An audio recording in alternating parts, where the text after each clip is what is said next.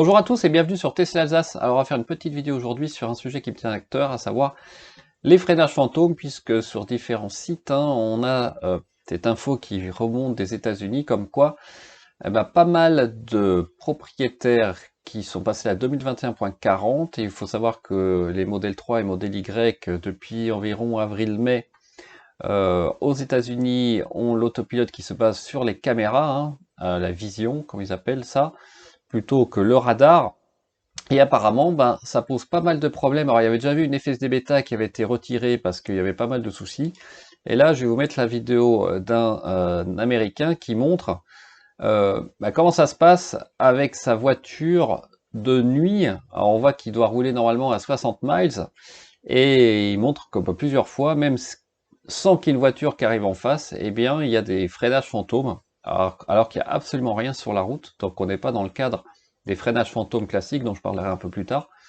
Là, il n'y a pas vraiment d'explication pourquoi il y a ces freinages fantômes qui ne sont pas des freinages violents ici, c'est plutôt des ralentissements puisque la voiture passe de 60 miles à 55, 50 miles sans vraiment d'explication. Voilà, par exemple ici, vous voyez, ça descend à 52 et puis ça remonte à 60. Alors moi, si vous vous rappelez, j'ai quelques endroits particuliers pour mon trajet pour aller au travail où j'ai toujours exactement au même endroit, qu'il soit de jour ou de nuit, des freinages fantômes, notamment pour la route qui va à Sirens, au niveau d'une intersection, tout le temps. Donc je pense que c'est vraiment lié plutôt au GPS dans ce cas-là. Et dans ce cas-là, on voit vraiment qu'il a beaucoup de freinages fantômes qui lui pourrissent la vie, faut être clair. Donc la question c'est qu'est-ce qu'on peut faire contre ça? Pas grand-chose. Pour récapituler, en fait, en France, moi déjà, bonne nouvelle pour l'instant, c'est qu'avec mon modèle Y, qui est la 2021.35, j'ai pas de soucis particuliers de freinage fantôme. C'est très rare. Alors, évidemment, si j'utilise en ville où c'est pas fait pour ça, je vais avoir des freinages fantômes, puisqu'il y a toujours une voiture qui est mal garée. Enfin, c'est même pas des freinages fantômes, là, c'est une réaction normale de la voiture. Par contre, à part ces quelques exemples sur National, j'ai pas eu de freinage fantôme violent, on va dire, sur autoroute. Donc ça, c'est plutôt une bonne chose. Et la crainte, évidemment, c'est qu'un jour, on passe à cette technologie sans radar aussi sur nos voitures, qui désactive tout simplement le radar, et qu'on se retrouve donc avec une reconnaissance faite que sur les caméras. Alors, il faut savoir que le radar a aussi ses limites. Je crois que c'est jusqu'à 150, 160 mètres de portée sur nos voitures, mais ça ne marche qu'avec les véhicules ou objets, je pourrais dire, en mouvement. À partir du moment que le véhicule devant vous est arrêté, le radar ne serait strictement à rien. Donc là, c'est les caméras ou les capteurs ultrasons qui sont vraiment au niveau du pare-choc qui interagissent. Mais évidemment, les capteurs sont beaucoup trop pas assez sensibles pour s'arrêter quand la voiture est loin. Donc là, c'est plutôt les caméras qui prennent le relais. Donc moi, a priori, personnellement, je préfère quand même l'ajout du radar, notamment partant de nuit ou en cas de mauvaise visibilité. Je trouve que c'est une sécurité supplémentaire sur la route. Pour quand il y a des véhicules en mouvement, par contre, à partir du moment où ils sont à l'arrêt, ça ne marche plus. Donc, j'ai hâte, pour résumer, qu'on ait d'une certaine façon cette 2021.40, qui devra apporter aussi d'autres améliorations.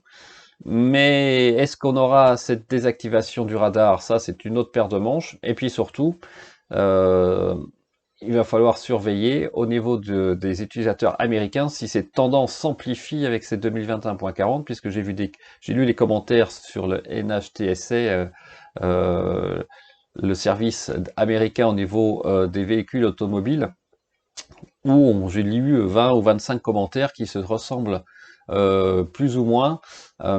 Est-ce que c'est quelque chose qui va aller en s'amplifiant, qui est spécifique à cette 2021.40, ou alors est-ce que c'est quelque chose qui existe depuis relativement longtemps, mais cette personne, par exemple, la vidéo que je vous montre, sa voiture, il a depuis quelques mois, et avant, ça le faisait quand même moins.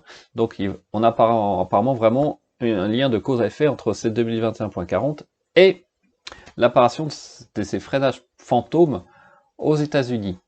Donc, comme je vous l'ai dit, à surveiller c'est de près. Moi, personnellement, j'ai toujours le pied sur l'accélérateur, évidemment. Si ça arrive, je peux contrer. Mais c'est comme un défaut des Tesla, même si c'est très rare. Malheureusement, c'est le fait que ça soit très rare et fait aussi que on ne s'y attend pas Donc il faut avoir un peu d'expérience pour pouvoir s'adapter rapidement à la situation, même si encore une fois, c'est très rare. Normalement, les cas pratiques que j'ai eu jusqu'à présent, c'est sur autoroute quand vous avez des jeux de lumière en passant sous un pont. C'est quand vous passez sous un pont et que vous doublez un camion notamment. Évidemment, si le camion vient trop à gauche, la voiture va freiner, ça c'est normal. Alors certains diront que je suis un peu polémique ou polémiste sur ce sujet. Je pense pas. Je pense que ces freinages fantômes, ils existent. C'est rare, mais ça peut vraiment surprendre.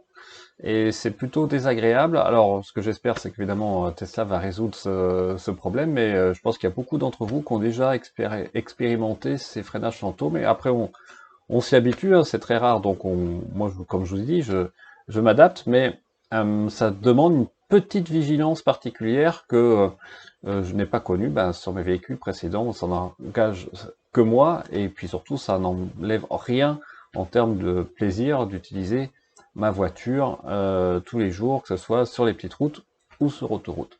Voilà, écoutez, j'espère que cette petite vidéo vous a plu. Je vous souhaite une très bonne fin de semaine et on se dit à très bientôt sur Tesla Zas. Ciao.